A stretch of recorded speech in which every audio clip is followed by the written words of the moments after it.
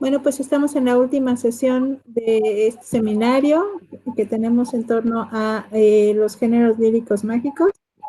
El título de la presentación del día de hoy es El rezo, un género oral de la tradición indígena náhuatl del centro de México, a cargo de María del Carmen Macuil García, que actualmente está haciendo su postdoctorado en el Colegio de San Luis, en el área de estudios literarios y sobre todo en la línea de tradición oral.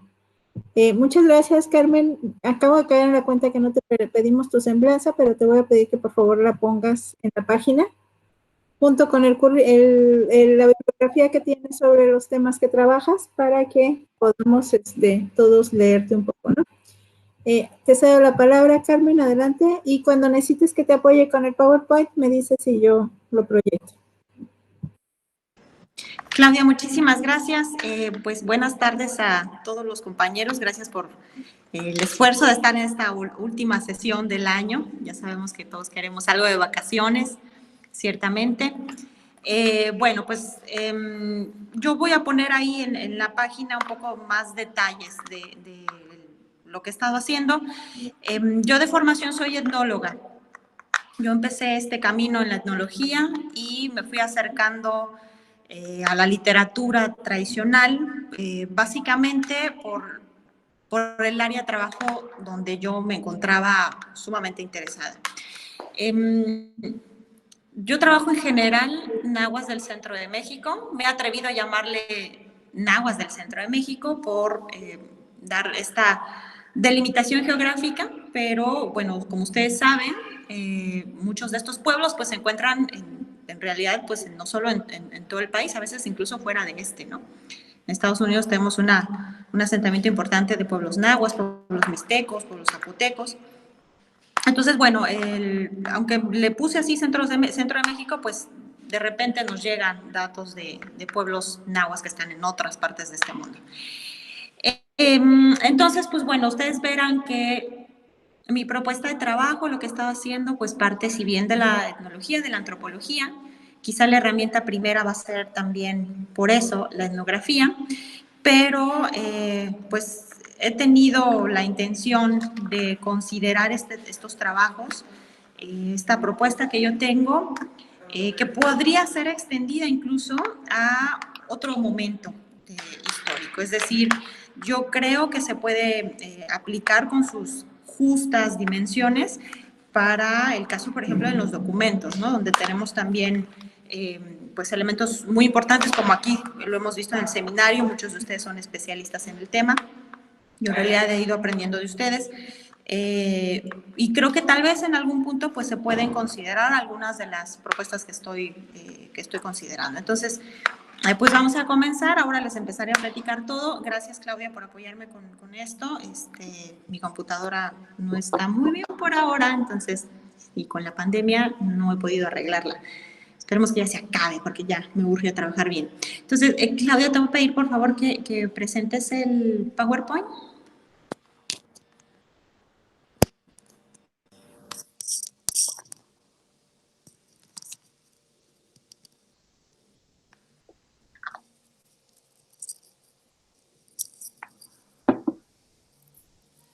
Bueno, les voy adelantando un poco en lo que puede aparecer en pantalla. ¿A qué me refiero con esto? Bueno, le puse el rezo. ¿Sí lo veían? Perdón. Ok, entonces... Ahora ahí ve, ¿lo ves? Gracias. Sí. ¿Ya lo pueden ver? Sí. Muchísimas gracias. Por favor, vamos a ver. Sí, entonces la primera diapositiva, por favor. Es que a mi teléfono todavía no aparece, pero bueno, no hay problema.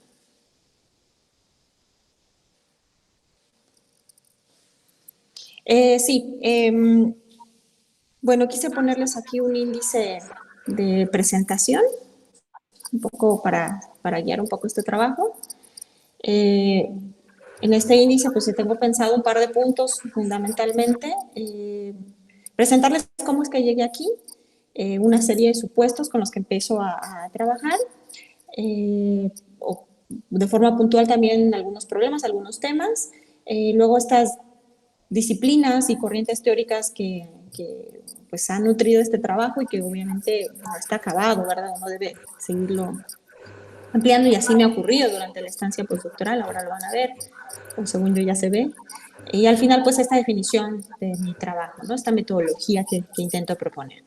Entonces, podemos ver la siguiente, donde está un problema de partida doble. Bueno, les decía que yo empecé este camino en la antropología. ¿Qué fue lo que me llamó la atención? Yo empecé haciendo trabajo con una curandera en el año 2004 y dentro de su quehacer no solo estaba el hacer limpias o el curar susto o curar empacho, sino que también estaba este otro trabajo que la antropología ha definido en términos muy generales como graniceros o tiemperos. También ellos mismos se denominan a muchas veces misioneros del temporal. Y se refiere a aquellos personajes que desde la colonia está registrado, ustedes lo deben de conocer seguramente, personajes que se dedican al control del temporal, sobre todo en comunidades de tradición agrícola, donde evidentemente la preocupación de que llueva o no, o que se pase el agua, o que sea una tormenta, pues es mucha, ¿no? Entonces lo que yo encontré es que con esta curandera del centro de México, ahora les digo dónde, pues tenía esta aparente doble profesión. Seguí indagando y resulta que en realidad no solamente esto ocurría ahí. ¿Dónde estoy hablando? Estoy hablando del norte de Morelos, del estado de Morelos. Esta cualidad dual la tienen muchos especialistas en pueblos como en Tlayacapan, en Ecopualco, en Hueyapan, que ya está a las faldas del volcán, y el lugar donde yo en particular trabajé es en Tepoztlán. Pero resulta que indagando con otros informantes, con muchísima gente que empecé a conocer a lo largo del camino, en Xochimilco también se hablaba de estos especialistas que eran curanderos, pero que también sabían controlar la lluvia y que podían entonces tener un saber mucho más complejo. Podemos ver la siguiente, donde intenté hacer unos dibujitos para no aburrirlos.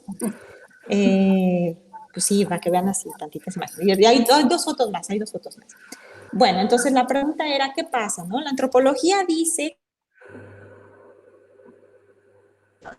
veía que esto no era tan así, sino que más bien era una cosa un poco más compleja, que a lo mejor no tenían esa denominación los curanderos, es decir, llamarse granicero, pero que hacían todas las actividades que tenía un granicero. Y con los graniceros uno va y ellos resulta que también son curanderos. Entonces me hice la pregunta de qué es lo que estaba pasando. Con eso en mente, pensé en al menos un par de propuestas. Vamos a ver la siguiente, por favor. Mis supuestos básicos de trabajo. Bueno, como estoy trabajando desde la antropología, inicialmente pues había al menos dos cosas que yo tenía que saber. Y una de ellas es que, pues en términos generales, esto se le reconoce como expresiones culturales de muchos tipos. A mí me interesa, en particular, pues aquella que está presente en el habla, en la oralidad. ¿Por qué? Bueno, pues como ustedes saben, ahorita tengo una diapositiva más adelante antes de que la veamos, quiero decir, como ustedes saben, pues todos estos personajes a veces enuncian conjuros, sobre todo en Veracruz se habla de ensalmos y bueno, textos muy complejos, ¿no? En realidad, porque lo que encontré es que a veces los conjuros están dentro de un texto mucho más grande o se mueve este conjuro del lugar y crean otros textos. Entonces, ahí me iba a acercar un poco el problema. El segundo supuesto es el problema de lo indígena. A lo mejor no lo vamos a resolver aquí, pero ustedes saben que de unas décadas para acá ya se habla de pueblos originarios. En términos generales, quizá indígena para la antropología sigue siendo mucho más precisa, ¿no? Al hablar de un lugar en particular al que se está asociada a una población. Y pueblos originarios toman mucho revuelo, sobre todo en el sur de la Ciudad de México. Realmente no son opuestos, desde mi perspectiva. Pueblos originarios quizás es un término mucho más colectivo, indígena quizás un poco más concreto para ciertas poblaciones. Y bueno, pues ustedes sabrán la duda que esto puede causar, dado que pues mi profesión era esa, ¿no? Pues estudiar etnias, ¿no? Dice la etnología. En el caso de México, puede ser de forma muy sintética, quiero mencionar que qué pasa con el caso de México. Y creo que no solo para México, sino aplica para toda Latinoamérica y para todos los pueblos que han pasado por un proceso de colonización. Hay una fuerte tendencia aún de pensar lo indígena como puro, ¿no? Y hay antropólogos, compañeros que siguen buscando como lo indígena puro, ¿no? ¿Dónde está lo mesoamericano? Hoy, ¿no? Cuando han pasado cuántos siglos, cuando pasó la colonia, cuando vino aquí una confluencia importante de muchas tradiciones, pese a eso se sigue buscando como esto puro, ¿no? No comparto esa idea, no creo que podamos encontrar cosas puras, ¿no? Ni aún en aquellos pueblos que fueron los conquistadores, ¿no? Eso sería reducir realmente la realidad de los pueblos. Y lo segundo es que en esa consideración del problema de lo indígena, todo mi trabajo está permeado por eso, por la presencia de la historia, por repensar pueblos que no pasaron del pasado mesoamericano como sin ver todo este proceso colonial, sino que dentro de ellos hay toda una readaptación, resignificación de numerosos elementos que, como ustedes han visto, pues llegaron del viejo continente principalmente, aunque no exclusivamente. Entonces, con esta idea, aunque el término sincretismo ha sido perfectamente utilizado para ello, lo que yo detecté a lo largo de la investigación es que a veces se pensaba sincretismo como una mezcla más simple o como unión de cosas. Y realmente lo que está pasando en los pueblos, o lo que yo he encontrado y lo que me parece que hay que considerar, es que es definitivamente mucho más complejo que una unión y una mezcla. Es decir, cuando le rezan a San Miguel Arcángel, no es el mismo San Miguel Arcángel para estos pueblos que va a ocurrir como en cualquier otro pueblo en España, por ejemplo. Es decir, no va a significar lo mismo. Y eso es porque pasaron todos estos siglos donde los pueblos resignificaron elementos con la lectura propia de su cultura. Y, insisto, es un proceso muy complejo, o en realidad una suma de procesos que no podemos ignorar. Con eso en mente, para mí, trabajar el problema de lo indígena y del habla o de la oralidad, pues tenía un par de retos. En estos temas y problemas que ustedes tienen ahí en pantalla, pues comencé a acercarme entonces a distintas disciplinas, a distintas corrientes teóricas, para preguntar qué más, dado que la antropología no me estaba dando una respuesta. Esa es la verdad. La antropología está trabajando un poco, claro, con la oralidad, se habla de la etnografía, pero no había trabajado como tal el texto, ¿no? Dedicarse a los textos, como ocurre en la literatura, ¿no? Por ejemplo. Entonces, bueno, tengo ahí anotado una serie de temas, ¿no? De que se van a ir particularizando. Tenemos oralidad, algunos han llamado actos verbales, otros complejos verbales, y bueno, está el problema de la comunicación y del habla en general. Como siguiente tema y problema, pues está presente el sistema de creencias que, como ustedes saben, pues siempre son el marco de referencia para la mayoría de estos actos verbales, ¿no? Y por supuesto, el problema de la tradición oral, este gran tema que no solamente pues ha hecho eco en la literatura, sino ahí sí también la antropología ha intentado hacer el intento de decir algo un poco. Podemos ver la siguiente, por favor. En la siguiente, pues está mi planteamiento inicial, ¿no? O sea, el habla es un acto definitivamente complejo, es tanto un hecho social como un hecho cultural. Puse ahí entre paréntesis estético porque pues voy caminando hacia allá, hacia la definición o identificación de rasgos formales, de rasgos estructurales en los textos que se presentan en determinadas circunstancias. ¿Por qué empecé por ahí? Pues porque esa era la mejor manera de romper la barrera entre las denominaciones de los especialistas. No importa si se llama curandero o si se llama granicero. Ambos tienen la conformación de un discurso especializado que bajo ciertas circunstancias va a tener un valor, va a ser reconocido y se espera que la presencia de este discurso resuelva problemas concretos de una comunidad. Entonces, bueno, ustedes saben que la tiene esta capacidad, esto lo dice muy claro Bakhtin, y es uno de los principales autores que yo he retomado. Vamos a ver la siguiente, por favor. Aquí tengo un cuadrito Lo explica muy bien Alfredo López Austin. Al hablar de sistema de creencias, me parece un poco más preciso que religión mesoamericana, dado que en la religión, ustedes saben perfectamente, se piensa cierta institucionalización, y en el sistema de creencias pues tenemos una confluencia quizá un poco más dinámica, ¿no? Esto es lo que tengo en mente cuando me enfrento a los textos en el norte de Morelos. Tenemos dos grandes elementos ahí presentes. Una religión antigua mesoamericana que está por ahí, se encuentra con el cristianismo, y bueno, tenemos, resume ahí, ¿no? Si sufrirá una enorme pérdida institucional e intelectual. Claro que sí, se ven frenados, pero al mismo tiempo tendrá una fuerte reinterpretación en el pensamiento indígena en el caso del cristianismo. Este proceso tan complejo de reinterpretación, de resimbolización, de síntesis en las religiones indígenas coloniales, pues va a ser la antesala de los pueblos hoy en el presente. Les tengo que avisar que esta preocupación mía de repensar lo indígena también está dado por la lengua. En el caso del norte de Morelos tenemos algunas comunidades que aún conservan la lengua náhuatl, la lengua suya, pero la comunidad en la que yo trabajé, no, solo tenemos la influencia del náhuatl. Entonces ahí tenía todos mis compañeros antropólogos puros y duros diciendo que entonces eso no era indígena. Y vaya, no sé qué poder hay que tener para determinar la tradición cultural de un pueblo de forma tan tajante, ¿no? Lo que me he encontrado a lo largo de todos estos años, les repito, del 2004 para acá, es que tienen todos los elementos de una tradición indígena náhuatl.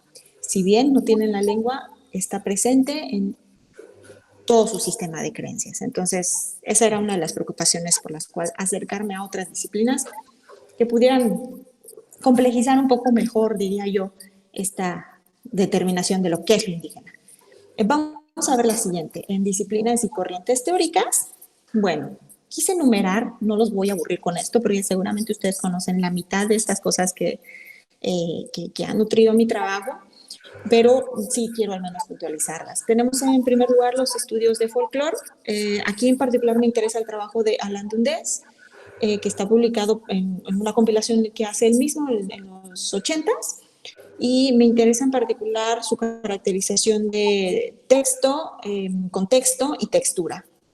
Ahora vamos a ver qué son. Yo las voy a retomar.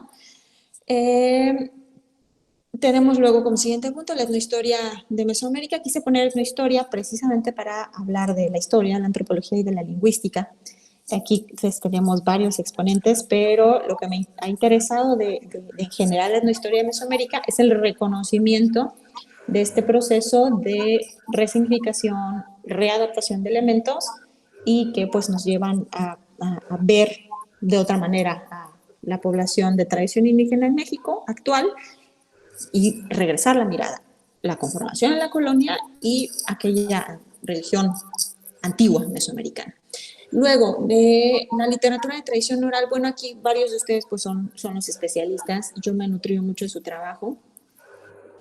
Por supuesto estoy hablando, todo esto está en mi tesis de doctorado, de precisamente Araceli Campos, pues leí, aquí tengo tu libro, estaba yo muy feliz leyendo, tratando de entender el conjuro y las oraciones, ¿no? Precisamente porque ahora que pongan los ejemplos van a ver por qué tenía uno, ¿no?, que quedarse solo un poco con la antropología. ¿Qué me interesa mucho la literatura de tradición oral? Pues esto, la forma en la que se despojan un poco de la historia, no porque no sea valiosa, o de lo cultural, no porque no sea valioso, sino porque el trabajo inicia desde el texto. Y en la antropología empezamos al revés, ¿no? Venimos de la cultura, acercamos a las distintas expresiones concretas de la cultura, como lo es la literatura. Bueno, luego tengo la semiótica y el formalismo ruso. Sí, me azoté durísimo con Bakhtin, con Voloshinov y Yuri Lotman. ¿Qué es lo que retomo principalmente de ellos? Bueno, de Bakhtin, el concepto de enunciado, esta capacidad que tienen los mensajes que son intercambiados entre las personas para señalar una posición ética, un ser en el mundo del individuo, y al mismo tiempo la cadena de mensajes que se forman a lo largo de la historia. Cuando alguien dice algo, en realidad está respondiendo a un otro. No solo de forma práctica y concreta, si alguien me pregunta algo, sino estoy contestándole a otros mensajes que vienen del pasado y al mismo tiempo doy la posibilidad de contestar al futuro. Bueno, tiene, además del concepto de enunciado, cronotopo creo que es otro que se aplica muy bien para la antropología y para el momento del ritual, porque es llevar al presente el tiempo mítico, y así es como se resuelven los problemas en los rezos indígenas. De Lotman, pues también hay un montón de conceptos, pero quizá el concepto de texto es como de los que más me interesa, el de centro-periferia, el de traductores. Los curanderos para mí son una especie de traductores. Ellos fueron los especialistas que a lo largo de la colonia recibieron, no solo ellos, pero quiero decir que ellos en particular readaptaron, resignificaron muchos de estos géneros que vienen desde el medievo y le dan este otro giro y, bueno, son ellos quienes hoy por hoy pues usan muchos de estos textos, muchos de estos géneros, ¿no? No obstante, como ustedes lo saben muy bien, pues llegó a muchos huecos y hay muchas mujeres, sobre todo quizá, que hicieron uso de estos textos sin ser especialistas. Bueno, ¿quién más tenemos? Bueno, ya de forma muy puntual la antropología lingüística, que fue llamada en algún momento la etnografía del habla, etnografía de la comunicación. Aquí retomo en particular el trabajo, por supuesto, de Delhaims, que es el fundador de esta corriente, por ahí del año 62, 63, primeras publicaciones, 64 formalmente, y de ahí para el presente. También Alessandro Duranti, quien también ha hecho trabajos muy recientes sobre la antropología lingüística. ¿Qué me interesa de la antropología lingüística? Pues es el primer intento de la antropología de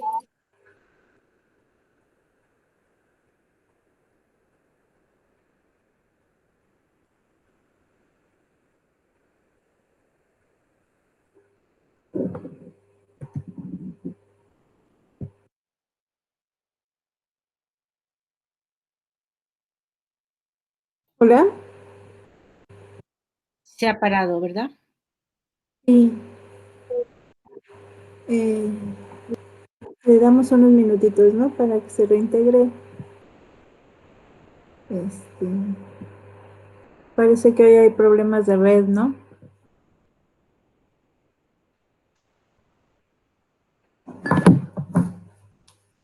Me hizo reír Carmen con lo de Bakhtin. Todos nos azotamos con Bakhtin en algún momento.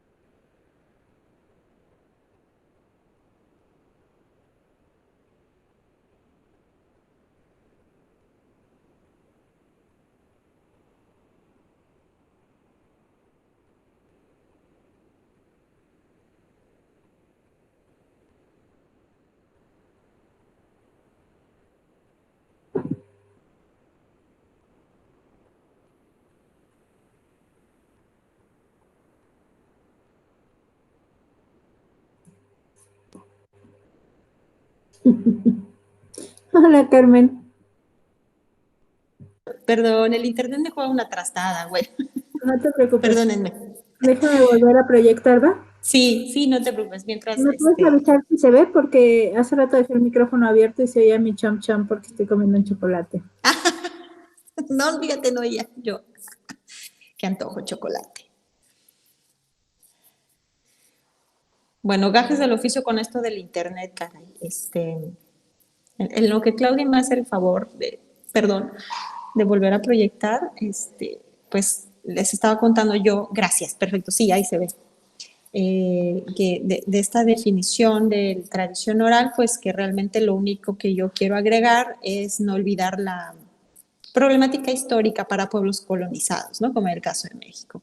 Quiero insistir en eso porque creo que se ha dejado mucho de lado. Es decir, asumimos a veces un par de cosas respecto a la tradición oral de los pueblos y quizá hay que reflexionarla un poco más. No estoy diciendo que yo tenga la respuesta, pues, pero creo que hay que insistir un poco en ello, ¿no?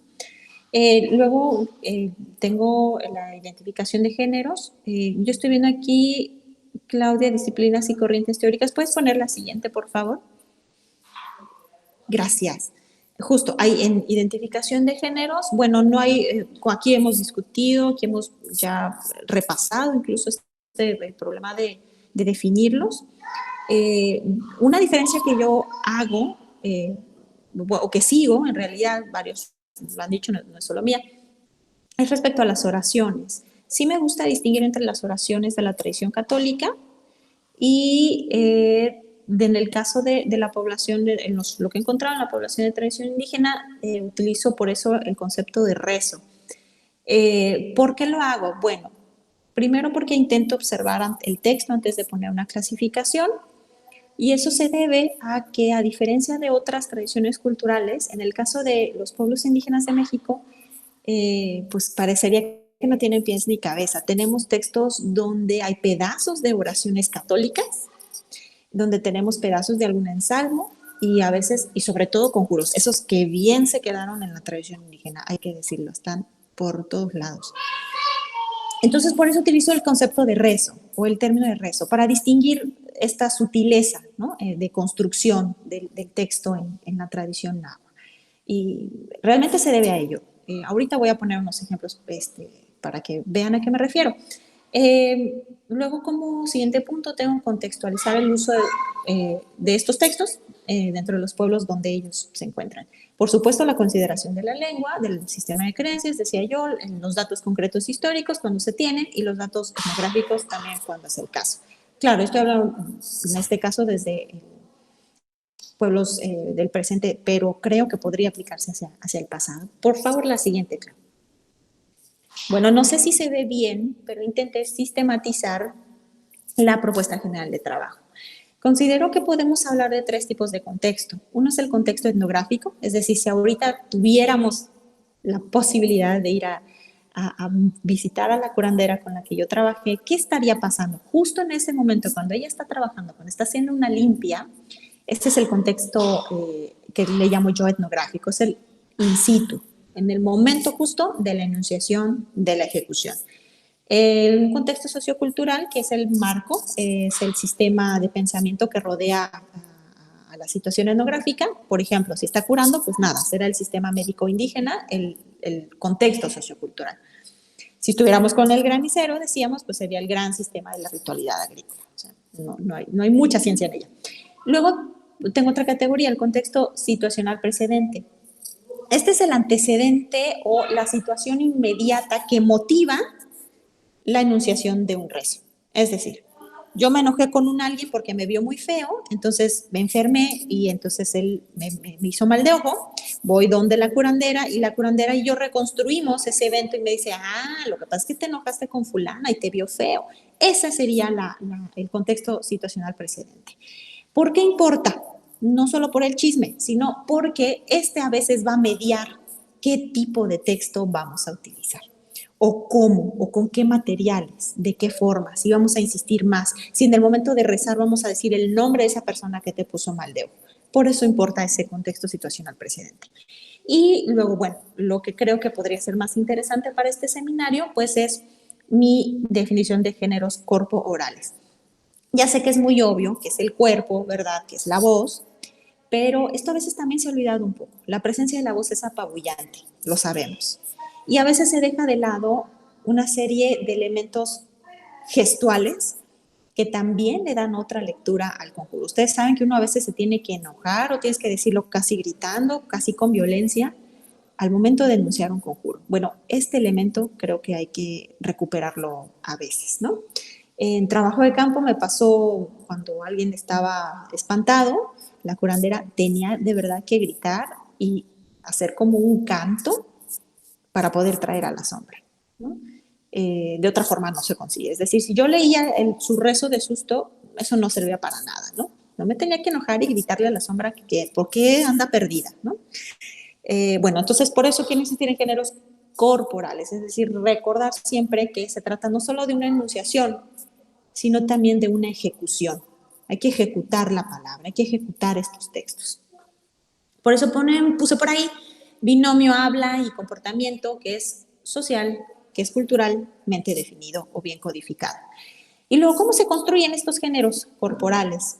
De dos grandes elementos, la textura, el texto se va a construir del enunciado, un poco pensando en Bakhtin, que es lo dicho, que es el contenido, que es el mensaje, y la textura es lo que Alan Dunde se refería como a los elementos lingüísticos del texto en sí mismo, las palabras, ¿no? La voz, el conjunto de formas lingüísticas y formas de enunciación concretas.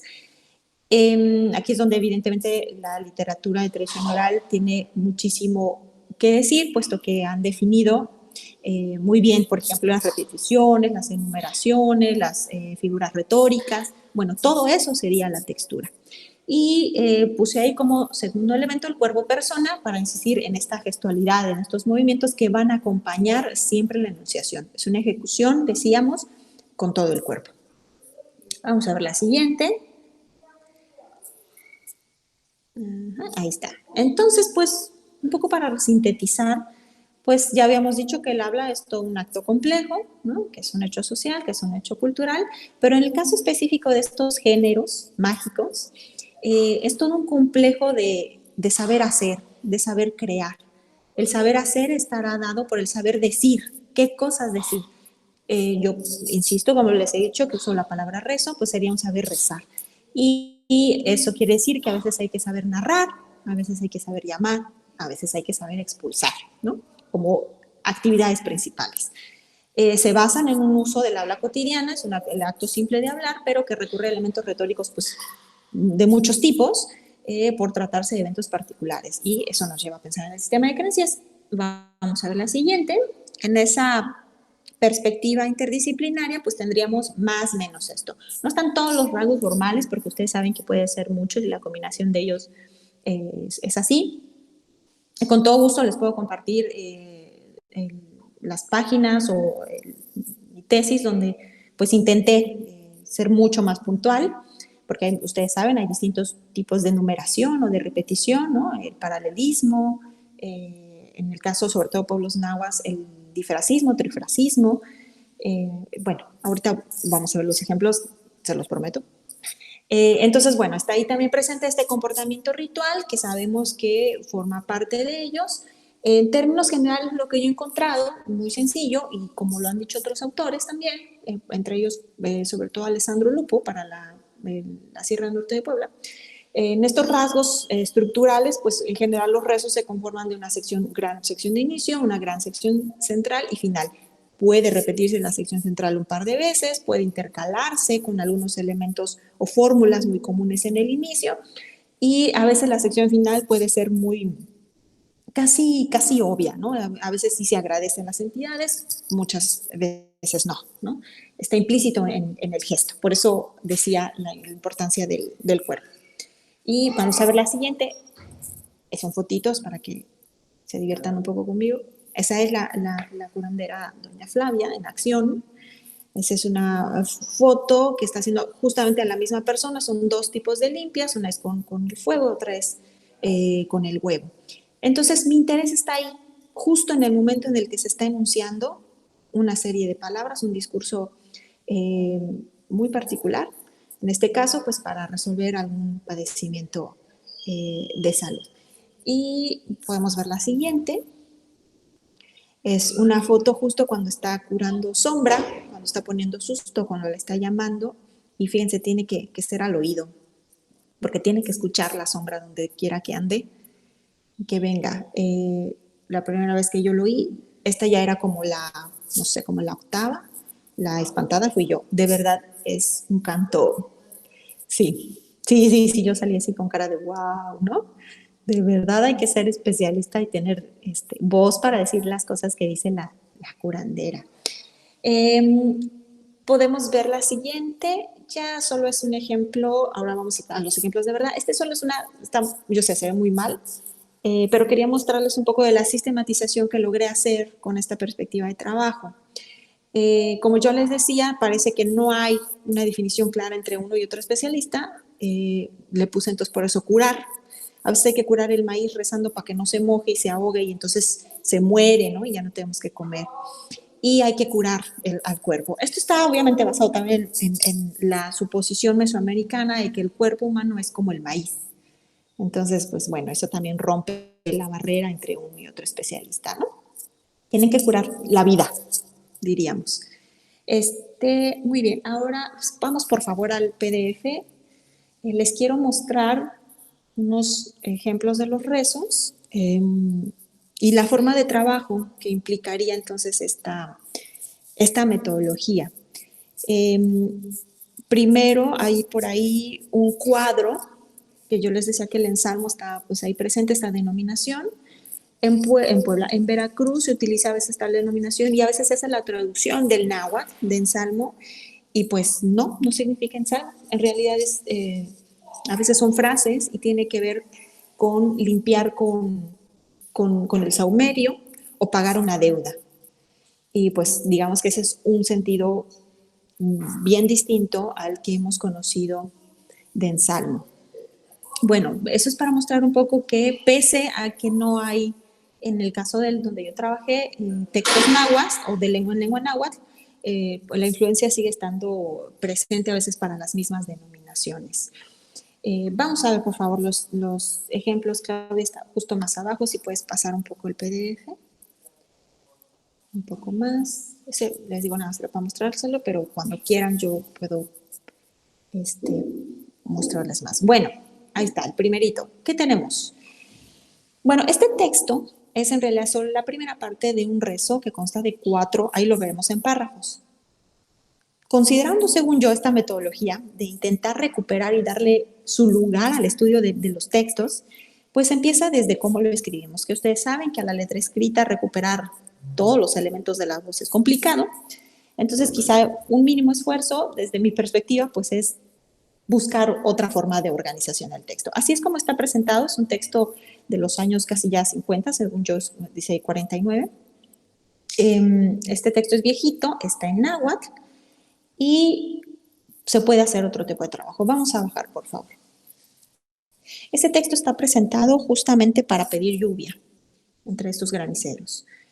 Entonces, considerando el trabajo de William Bright sobre la lengua náhuatl, donde intenta recuperar el ritmo de la voz, y es obviamente muy claro para la lengua náhuatl, se hace esto. ¿Qué es lo que hacemos? Pues vamos a observar las estructuras gramaticales y vamos a detectar una serie de tendencias que de hecho permiten organizar el propio texto, donde se anularía las comas, los acentos, el punto y seguido, puesto que no son propios de la oralidad de la lengua náhuatl. Entonces, ahí, pues, les juro que es verdad, no los engaño, pero habría que saber el náhuatl para comprender. Aquí hay unas palabras así súper largas, no sé si la alcanzan a ver por ahí, pero dice un shi al inicio, eso es un mando, le está diciendo, de hecho no está siendo tan amable con los dioses, está siendo bastante mandón el texto y le dice por ahí, en la segunda estrofa, Shitesh Walmanilis Sinocan, Shitesh Walmanilis Sinocan, ay bueno, ni lo puedo decir, es enorme esa palabra. Son de uso reverencial, pese a que son mandonas, son de uso reverencial. Lo que permite esta metodología es reconocer estructuras lingüísticas paralelas que pueden tener distintos sentidos, es decir, la sintaxis es básicamente la misma, o bien el sentido, en cuanto a la semántica, es también lo mismo, ¿no? Sería una repetición, una insistencia en el mensaje. Y vamos a poner la parte en español, por favor. Está un poco más abajo. Y bueno, esta disposición y organización del texto, pues tendría que verse reflejada también en el español. La mantenemos. Y entonces ahora sí que tenemos, bueno, yo aquí puse entre corchetes el 1 para decir que es la sección 1, se enumeran, como ustedes pueden ver del lado derecho, las líneas. Y bueno, esta es mi traducción. Hay una parte que está dicha en español, como ustedes ya vieron, aguadores y serafines. Luego tenemos una frase formularia, Ave María Purísima, y entonces empieza las acciones. Nosotros llegamos aquí a esta entrada y luego, ¿qué pasa? Yo puse altar sagrado y templo como alineado, porque se refieren a la misma cosa. Hay una enumeración como de elementos. Si bien no son lo mismo, se refieren, el sentido sí se permanece. Tengo algunas cosas entre paréntesis, puesto que en náhuatl están pegadas a la palabra, no es como en español que podemos omitirlo, es decir, pedimos un saludo y se entiende que somos nosotros quienes pedimos un saludo, en náhuatl no, siempre tiene que estar, por eso están entre paréntesis.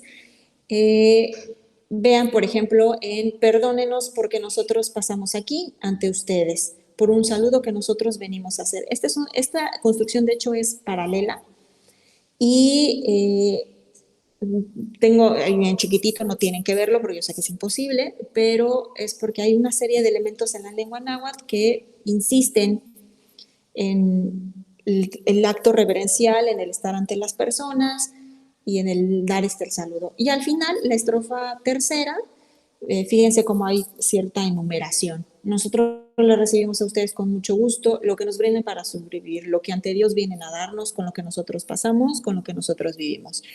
Uno diría casi que con cualquiera de esas frases se entiende todo, pero bueno, es repetir, repetir y la insistencia. ¿Podemos ver el siguiente ejemplo, por favor? Bueno, queda la frase final del rezo, pero aquí les va uno de trabajo de campo.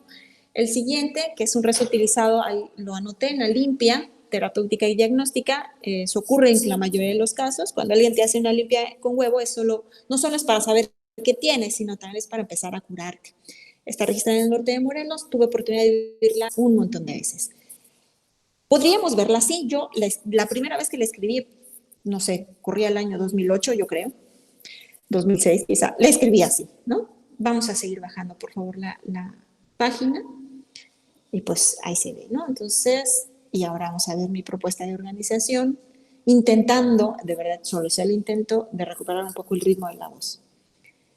Ajá, podemos bajar un poco más, ahorita la van a ver un poco mejor porque está, diríamos, repetida. Entonces tenemos de nuevo una sección 1, y fíjense cómo empieza: en el nombre de mi Señor Dios Padre Todopoderoso. Ya uno desde ahí sabe que la cosa se va a poner intensa, pues sí, está llamando a Dios, tenemos a la Trinidad presente, y no es suficiente con decirle una vez, Padre, Hijo y Espíritu Santo, eso ya sabemos que es la Trinidad, solo Dios en trino, ¿no? En esencia, en trino y en persona, para que no quede dudas y amarrar todos los cables sueltos, Él. Luego viene una invocación y una repetición, tenemos un recurso de repetición aquí. Yo te invoco espíritu bienhechor, para que tú seas su ayuda y su apoyo de este hermano. Continúa. En tu nombre, Padre Santísimo, Rey Solar, yo te conjuro astro solar. Tenemos otra repetición y el conjurar la está llamando y le dice, ¿para qué? De inmediato, para que retires brujerías. Otra repetición, hechizos que están en contra de esta criatura. Luego tenemos el fuego, o fuego divino, fuego de todo el mundo, fuego de la vida y de la luz de los mortales. Aquí es una poderosa invocación a Dios. Sigue siendo Dios. Entre los pueblos de tradición indígena, Jesús es el fuego, Jesús es luz, es el sol. Vamos a bajar un poco más. Continúa con Jesucristo. Sale el solecito, yo estoy contigo. Bueno, insiste, ilumina. Y luego tenemos aquí este recurso maravilloso. Aquel emperador de la Edad Media, Sas, no sé cuál de todos, pero bueno, uno de ellos, ¿no? Que era poderoso. En la siguiente sección, esta es mi favorita. Dice, en unidad de Jesús de Nazareno, Dios por delante, Dios por detrás, ya les será bastante familiar. Pedrosa tiene un trabajo donde también en trabajo de campo reúne un montón de gente que está diciendo Dios por delante, Dios por detrás. Y luego dice, la cruz de Jerusalén hable y responda por este hermano. Vence, Señor, aquellos corazones que están en contra de este hermano. Y aquí viene mi parte favorita. Tenemos el conjuro conocidísimo, con dos miramos, con dos te miro.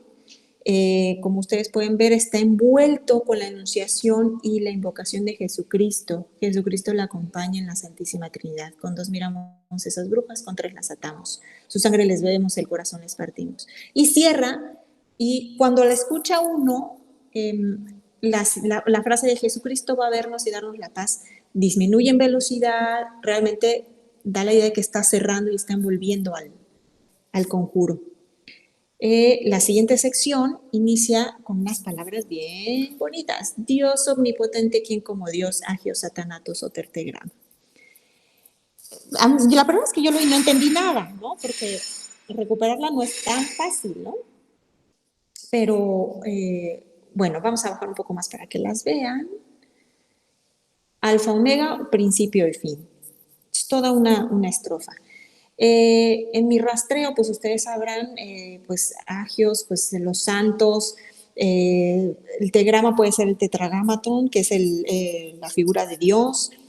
Tengo una interpretación sobre ello, pero con esto que quiero resaltar, pues esta inclusión en quién sabe en qué momento de la historia de palabras tan complejas, además del conjuro que hemos visto, famosísimo, que recién aparecen en el texto, pues luego están estas palabras. Solo he encontrado etnográficamente en Guerrero otro rezo donde hay una variación de las mismas del norte de Morelos.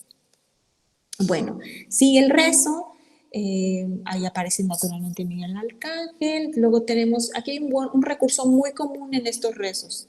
Dice, la sombra del Señor San Pedro y San Pablo, está empezando a juntar santos. Luego, en la siguiente línea ya no repite la sombra del, solo es suficiente decir Señor San Juan Bautista. Y luego ya no va a repetir Señor, sino solamente el nombre, Santiago y Jacobo. Este es un recurso muy común en los rezos. Una primera línea que nos va a anunciar como la forma de la oración estricta y cómo se van sumando elementos. La cuarta estrofa es otro conjuro. Saca todo, ¿no? Sacar la sal de 7 casas, la tierra de los muertos, flores, velas, alfileres, fotografías, telas y muñecos, caracteres y fisonomías. Bueno, hasta rima, ¿no? Y quedarán conjuradas para siempre. Esta es la parte más, la parte central, diríamos, es el momento álgido de la curandera, donde más grita y donde más azota el cuerpo de la persona cuando es el ramo. Podemos bajar un poco para ver en la sección final de este rezo. Dice en el nombre de mi creador. Esta parte, hay que decirlo, la curandera la dice ella, pero en realidad le pide al paciente que la diga. Es decir, la participación de quien está siendo atendido es fundamental. Ya te hicieron esta parte de la limpia y ahora eres tú como paciente quien tiene que solicitar la salud. Y ese rezo remata así, ¿no? Este es el rezo principal de esta curandera. Vamos a ver el último ejemplo y ya con eso voy a terminar. El último ejemplo procede de Texcoco, sigue siendo centro de México, como ustedes pueden ver, está también en español. Y bueno, aquí está lo que les contaba, ¿no? En la sección 1 empieza así: Padre nuestro que estás en los cielos, santificado sea tu nombre, venga a nuestro reino, mi Señor Jesús médico, acompáñame, en mis manos encomiendo mi espíritu. Evidentemente tenemos una inclusión ahí de una oración católica, por eso les decía que hacía esta pequeña distinción, ¿no? Porque esto es lo que pasa en el campo. Este rezo es de hecho para curar susto. Y bueno, todo el texto, como ustedes lo pueden ver, hay una serie de repeticiones, que es una forma de afirmar que las cosas se están haciendo. No es, en algún momento te vas a curar, no es, en este momento va a regresar tu espíritu, ya está sana, es decir, se resuelve el problema, ¿no? En el que está metida o comprometida la salud de la persona. Entonces, bueno, lo que he intentado hacer en esta presentación es sintetizar un poco los problemas que creo que uno no puede olvidar al enfrentarse a estos textos. Naturalmente podemos estudiar solo el conjuro, yo misma lo he hecho, he caído en esa tentación y solo ver el conjuro, pero forma parte finalmente dentro de un texto más grande, ¿no? En donde hay otros elementos con los que están relacionados. Entonces, bueno, Este ha sido un intento por también tener una perspectiva interdisciplinaria, por aprender de otras disciplinas y pues que pueda ser palpable, que pueda ser visible, ¿no? Y poder decir un poco más. A lo largo del trabajo, donde se veía, donde habían registrado rezos, pues lo común es que registraban solo un pedacito o todo hacía letra corrida, ¿no? Y según yo, pues no es tan útil a veces para poder estudiar o hacer preguntas incluso sobre cómo estudiar estos textos. Entonces, pues bueno, esta propuesta, que insisto, ahora he tratado de sintetizar lo más posible, eh, pues se refiere a eso, intenta recuperar eso, no olvidar todos los elementos que pueden ser estudiados en un texto y luego hacer este diálogo con el sistema de creencias, con la cultura, con el momento de la enunciación, con el cuerpo y pues darnos una mirada distinta, si no esclarecedora, pero sí distinta al estudio de estos materiales. Y bueno, ya, con eso concluyo.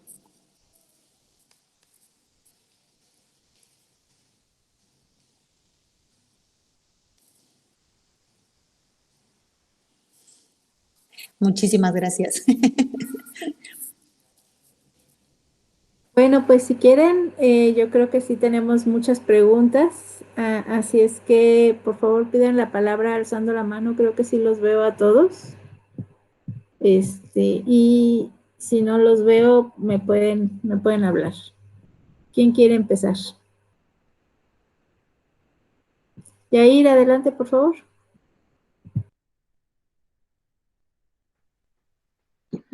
Hola, muchas gracias por tu conferencia, Carmen, fue muy ilustrativa. En varios de los ejemplos que tú propones me encuentro con características similares que yo también, con las que también me topé durante la revisión que hice de los conjuros amorosos para mi tesis. Una de ellas que me llamó la atención en particular es un caso que también está, documenta Christopher A. Faraone en su libro Ancient Greek Love Magic, al respecto de que en algunas composiciones de estas clases suelen incorporarse géneros cercanos a ellas como una forma de hacer que que el texto, en este caso la oración, funcione de alguna forma particular, ¿no? Por ejemplo, en el caso de los conjuros amorosos que yo revisé, me encuentro que en algunos hay una especie como de maldiciones incorporadas, donde de alguna forma se le permite o se le quiere causar daño a la persona y esta no obedece, digamos, las órdenes que se le dan mediante el conjuro amoroso, ¿no? Entonces aquí lo que me interesa es ver justamente cómo algunos conjuros, digamos que diseñados para hacerle mal al prójimo, están integrados dentro de tus oraciones, pero resignificados dentro del marco general de la composición, ¿no? En este caso, con una función ya no de daño al prójimo, sino más bien apotropaica, ¿no? Entonces eso me emocionó mucho, me gustó mucho, ¿no? Creo que hay por ahí bastantes vertientes que se pueden analizar. No sé si podrías ahondar un poquito en esto, cómo ves tú esta resignificación que se le da, cómo incluso la ve la gente, ¿no? Me interesaría saber sobre todo si en estas comunidades se usa, por ejemplo, este mismo rezo de dos te mi, bueno, este mismo conjuro, con dos te mi, con dos te amo, con dos te ato, pero digamos que con un sentido negativo o contrario. Esas serían mis preguntas. Gracias, Yair. Qué bueno que te gustó. La verdad es que sí, yo cuando leí tu tesis, pues también estaba pensando un poco en el contraste en el uso de este conjuro. Yo creo que hay dos cosas fundamentales, al menos para los casos que yo he visto.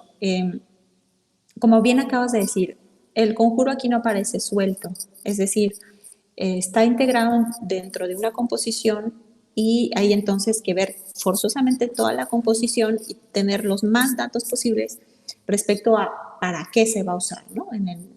Cuál es la finalidad. El segundo aspecto es que esto más o menos ha permanecido, y eso, insisto, no es que sea puro, porque no lo hay, pero hoy por hoy en muchos pueblos de tradición indígena lo malo no es tan malo, ¿no? Como que lo malo está un poco atenuado y depende para qué se use.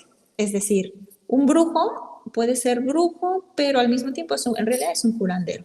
Y el curandero, que es de verdad buen curandero, es porque es brujo. Es decir, porque sabe hacer el mal, sabe deshacer el mal. Entonces, en función de eso, este conjuro, que como tú bien señalas, está pensado sobre todo para ese ataque, aquí tendría los dos sentidos. Va a atacar a la bruja que haya enfermado a la persona, pero está sacando el mal, está defendiendo, está curando a una persona. Este rezo es fundamentalmente para curar, es el rezo principal de la curandera. Y hay variaciones de este rezo para otro tipo de padecimientos, porque este es el texto fundamental. Entonces sí, creo que lo que debería pasar un poco es tener un poco de datos de cuando uno encuentra este conjuro, es si está integrado a otro texto mayor y por supuesto, pues sí, ¿no? Identificar al especialista y pues comprender, sí, para qué se está usando, porque es lo primero, cuando yo vi este conjuro, lo primero que me encontré fue eso, dije, caray, pues aquí no está funcionando este conjuro para subyugar, sino al contrario, ¿no? Para liberar a la persona y medio enfrentar a la bruja que sí atacó, o brujo que sí atacó. Sí, me llama sobre todo mucho la atención porque, ay, perdón, porque creo que en una generación justamente de la maestría o del doctorado del Corsan se recupera este mismo conjuro, pero también con esta resignificación para atrapar una bruja o para, digamos, alejar el mal de una bruja. Entonces es interesante que un conjuro que ha tenido mucha vitalidad en el mundo hispánico siga manteniéndose vivo, pero ahora con un sentido, digamos, contrario al que originalmente tenía, ¿no? Entonces, sí, es muy interesante ver cómo estas viejas fórmulas tienen tanta fuerza que se siguen reciclando y se impide justamente su pérdida por el gran potencial poético que tienen y por la gran significación de sentidos que dan.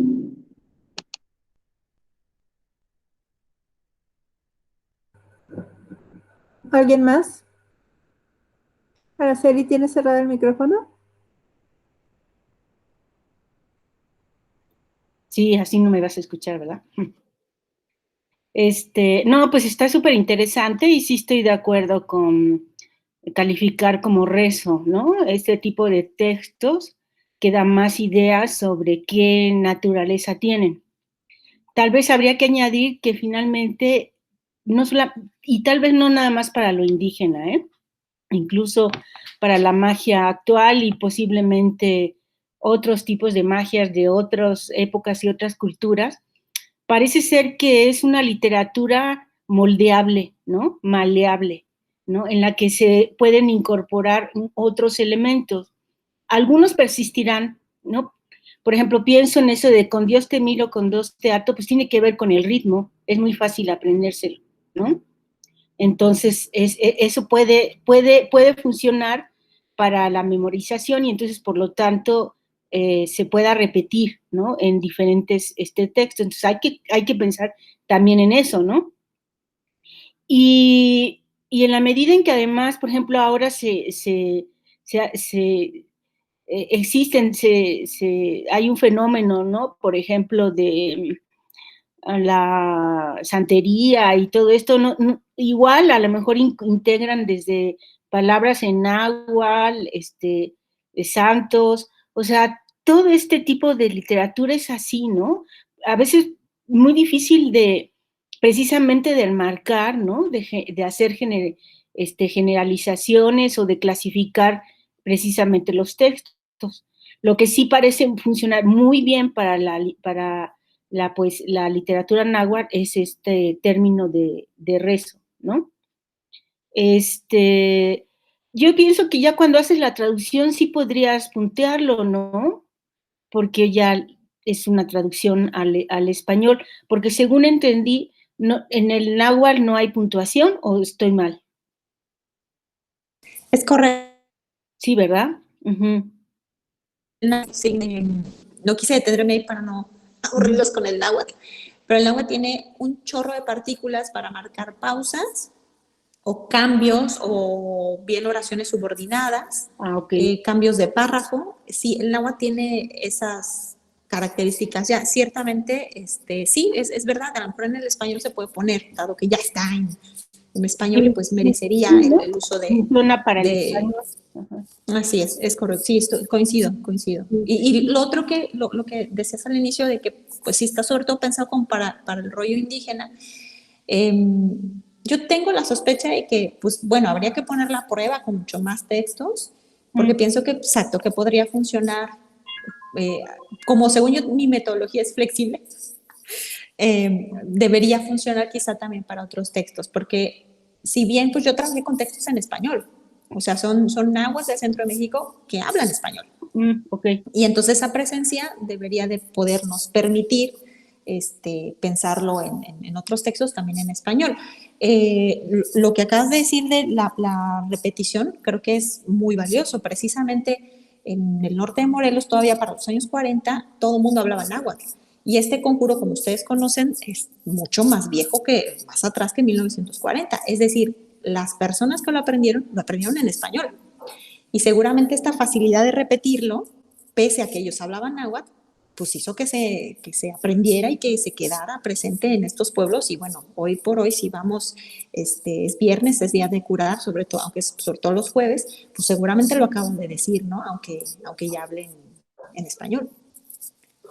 Ok, sí. Y fíjate que cuando yo veo, sobre todo los ensalmos, pero bueno, en general, ¿no? Los conjuros, las oraciones, intuyo más o menos cómo pudieron haberlo dicho, ¿no? Incluso creo recordar que había ciertos conjuros que normalmente uno pensaría que se dicen en voz alta, al menos en voz alta. En algún momento encontré algo de que se susurraban. Entonces, bueno, a lo que voy es que en los archivos no tenemos la manera en cómo se decía, ¿no? Y tú lo que haces con esta investigación nos da una idea de cómo pudieron recitarse, ¿no? Que ha sido casi igual, por no decir igual, ¿no? Pero casi igual. Y entonces yo te preguntaría, ¿has hecho grabaciones? Porque sería buenísimo, ¿no? Escuchar cómo se dice un conjuro, cómo se dice una oración, cómo se dice un ensalmo. Tú has hablado de algo muy importante en la tradición oral, ¿no? La voz, ¿no? Y cómo esa voz tiene que ser muy bien manejada, manipulada por el hechicero, el curandero, para provocar algo, ¿no? Y yo tengo además, fíjate que la sospecha que podemos, se agregan tantas cosas tan a veces incoherentes en este tipo de textos, ¿no? Que puede uno ahí incluir cachicomula, bibilibabibibu o algo así, ¿no? Pero lo importante es, más que el significado, bueno, lo es, pero ya llega un momento en que es más importante la voz, ¿no? La entonación, la fuerza con la que se diga, el momento en el que se diga, es decir, que no solamente es el texto, sino lo que tú muy bien has señalado es la circunstancia que rodea todo esto, ¿no? Entonces, a mí sí me gustaría conocer cómo se decía, a ver si lo tienes, lo puedas compartir, alguna videograbación, y pues sí, me interesa mucho además tu trabajo, porque, insisto, ustedes precisamente hacen lo que uno no puede hacer en el siglo XVII, ¿no? La grabación de todo esto, ¿no? Es maravilloso. Sí tengo, grababa todas las veces que podía. Entonces, sí, me voy a idear la forma de subir los archivos de audio en la página para que se espanten conmigo. Sí tengo varios, algunos los rezos completos, o al menos el fragmento donde está el conjuro. Sí, coincido completamente. Importa mucho el cómo se diga. En algunos casos, por ejemplo, entre los huicholes, a veces también tarahumaras o coras, llegan a la glosolalia, ¿no? Llega un momento que ya más es y entonces el ritmo, el sonsonete, ya ni el chanchicomula, o sea, solamente es el ¿no? Y el seguir así, ¿no? Estos rezos son en realidad chiquitos. En otros pueblos estamos hablando de que rezan horas, ¿no? Entonces ahí es donde justamente la voz toma mayor protagonismo y el cuerpo, ¿no? Porque es todo, ¿no? La gestualidad, ustedes lo saben, pues como cuando uno intenta hablar algo en francés, ¿no? Tienes que poner la E, ¿no? En francés es otro, pues hay que mover la boca de otra manera, ¿no? Entonces pasa algo muy semejante así con estas palabras. Entonces sí, claro que sí, voy a buscar la manera de compartirlos y bueno, pues ya me dirán qué les parece esas enunciaciones. Porque déjenme decirles que la curandera, a veces cuando ella no puede decir el rezo, a veces pone a su marido órale, ahora tú reza. Y ella nada más interpreta el huevo porque ella es la que tiene el don. Y él reza muy diferente. Sí, o sea, tiene que ver con el, sí, de verdad, con el cuerpo, con la persona. Él reza muy diferente. Y el de ella es una voz a veces tan melódica que de verdad es como un canto, ¿no? Maravilla. Sí, sí, la verdad es que sí cambia bastante. Pero claro que sí voy a compartirlos. Finalmente, el cualquier tipo de texto, ¿no? Ya no implica, ya no hablemos si es en salmo, oración o conjuro, provoca una hipnosis, ¿no? Un estado emocional, la recitación, la voz la voz que se dice, que se pronuncia, ¿no? En alta voz. Exacto, es que hay una cualidad en el especialista, ¿no?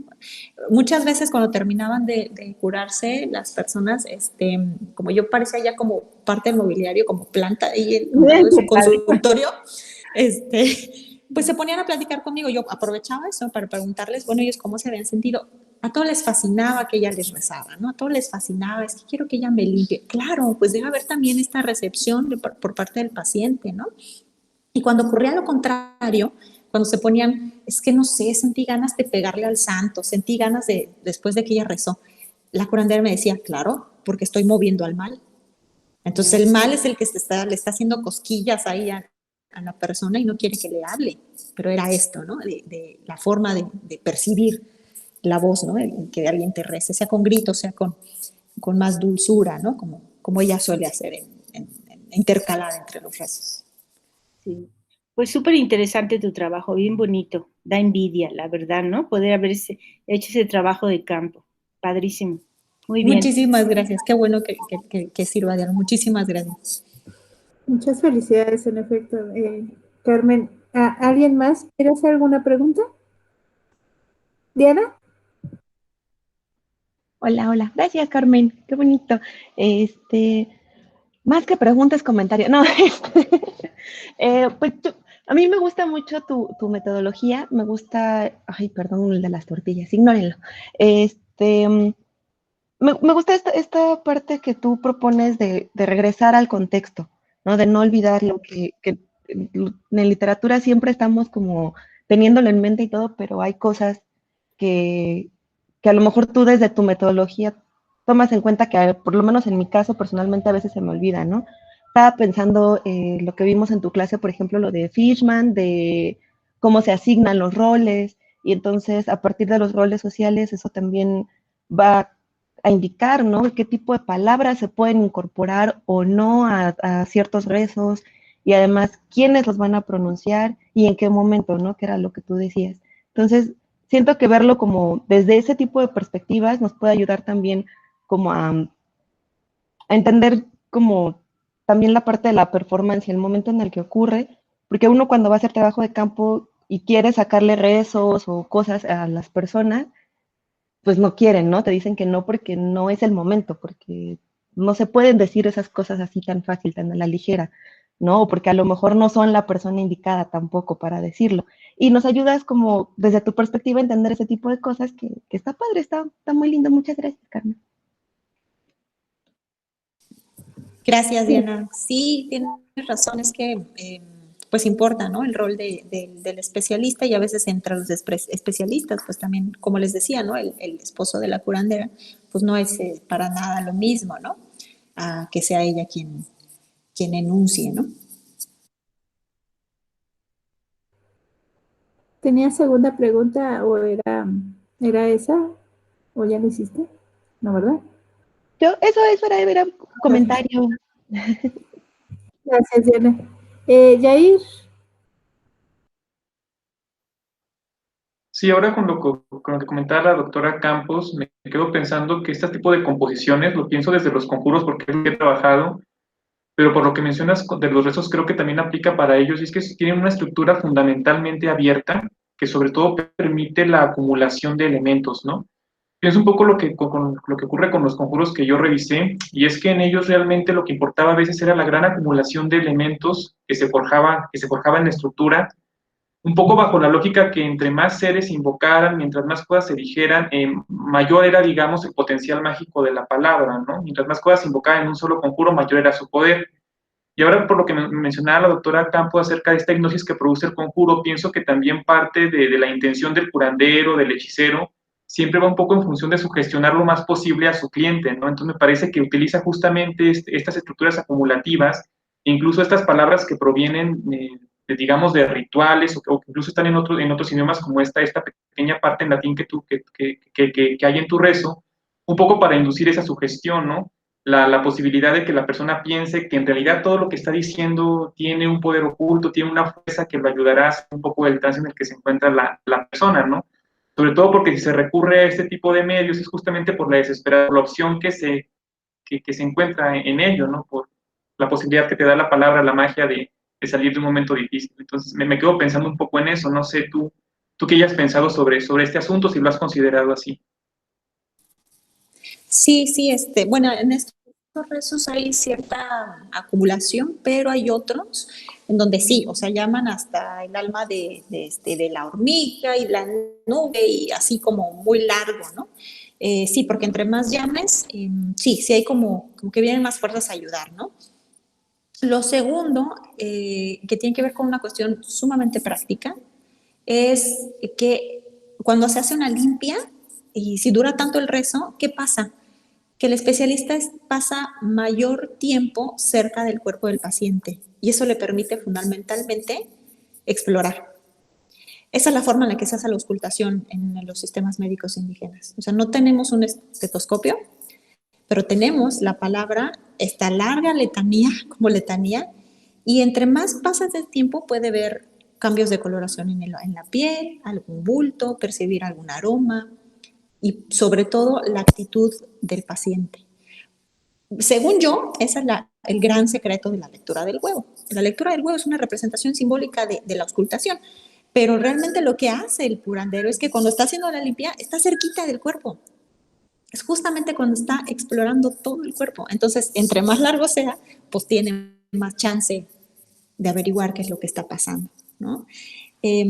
Así que creo que son las dos cosas. Aquí les digo, yo puse estos ejemplos porque son los que yo tengo en campo, pero pueden ver muy bien el trabajo de Alessandro Lupo, los rezos que él recopila, o incluso con Signorini, Talo Signorini, por ahí de los 70s, pues son rezos como de 4 hojas, ¿no? O sea, de perdida, así, ¿no? Así, súper largos, súper largos. Y muchos son de diagnóstico, precisamente, ¿no? O sea, para llamar muchas más fuerzas, que sí, van a darle mayor peso a su trabajo, pero esta sí es interpretación mía, también van a conseguir explorar mejor el cuerpo de la persona, ¿no? A darse chance de hacer esa auscultación.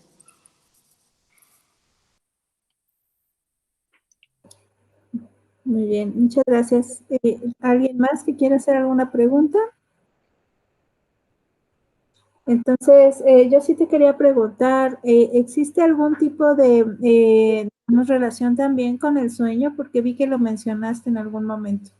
La parte onírica, ¿cómo funciona? Uy, tienes toda la razón, es fundamental el sueño. En el sueño pasan muchas cosas. En el caso de los especialistas, es muchas veces donde aprenden, no solamente cómo dar un masaje, sino aprenden a veces a rezar. Es un ejercicio muy importante para ellos, el que puedan aprender los rezos a veces en sueños. A veces su maestro o el de quien sean discípulos les va a dar los rezos y en el sueño los van a repetir. Lo segundo que pasa importante en el sueño es que a veces es el momento para curar.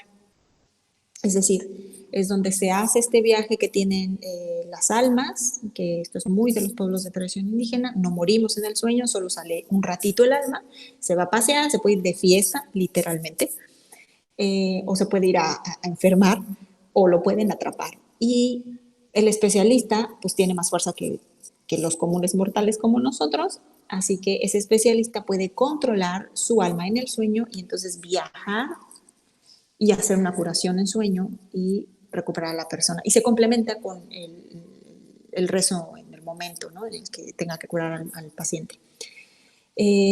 Lo otro es que a veces en el sueño pueden aparecer mensajes de las mismas entidades, avisos, es decir, si es muy rico culturalmente hablando la experiencia onírica de los especialistas. Suele haber casos donde el paciente tiene que soñar parte de su curación.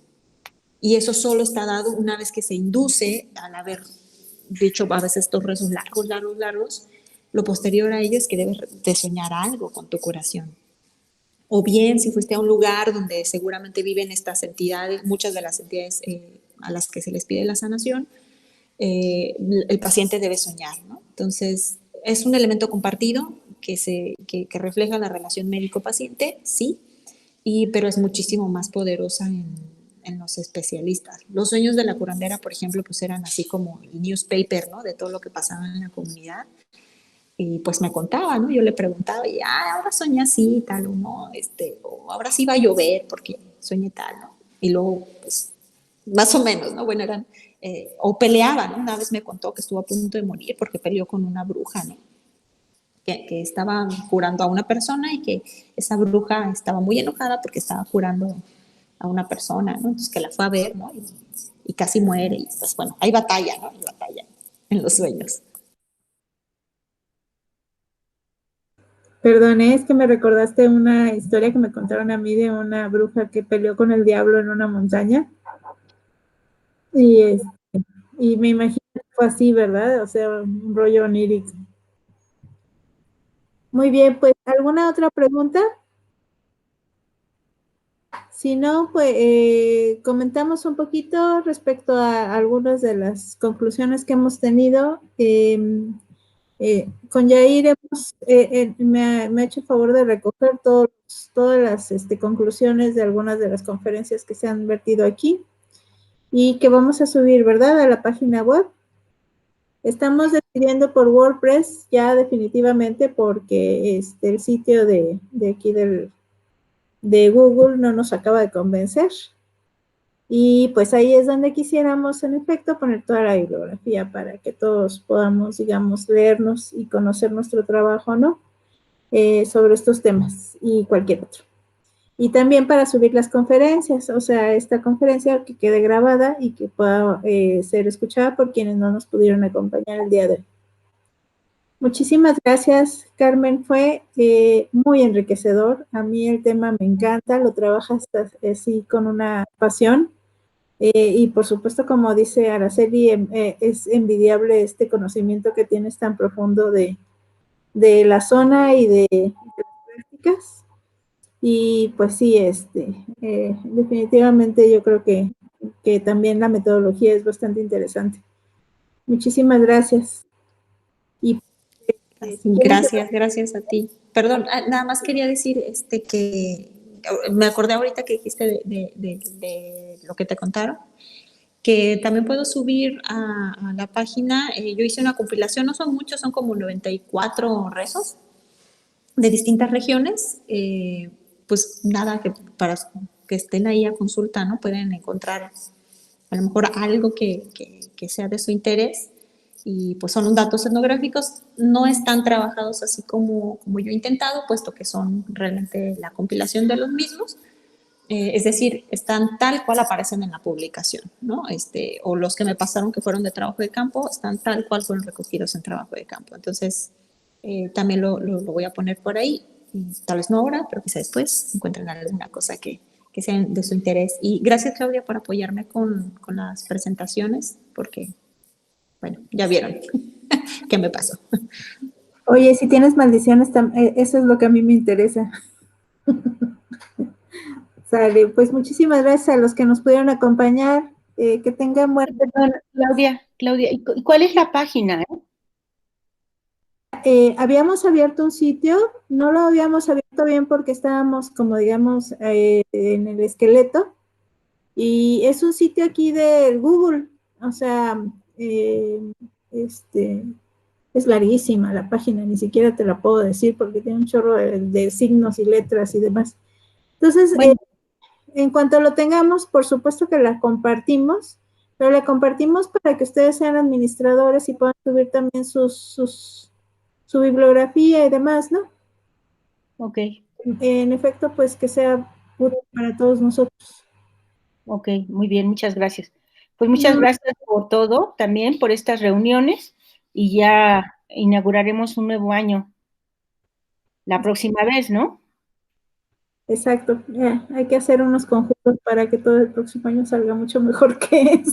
Sí, porque el 2020 no. No. Sí No podemos, funcionó. más bien conjurarlo. Conjurarlo, sí.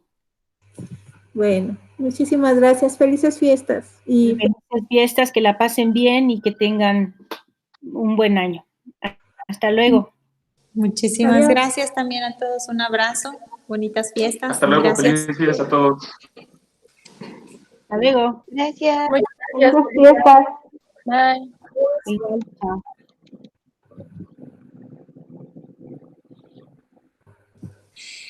Listo. Ay, muchas gracias, Claudia, de verdad, yo te conseguí así según la computadora y nomás no me salió, ¿no? Sí, pero bueno. Espérame, déjame detener.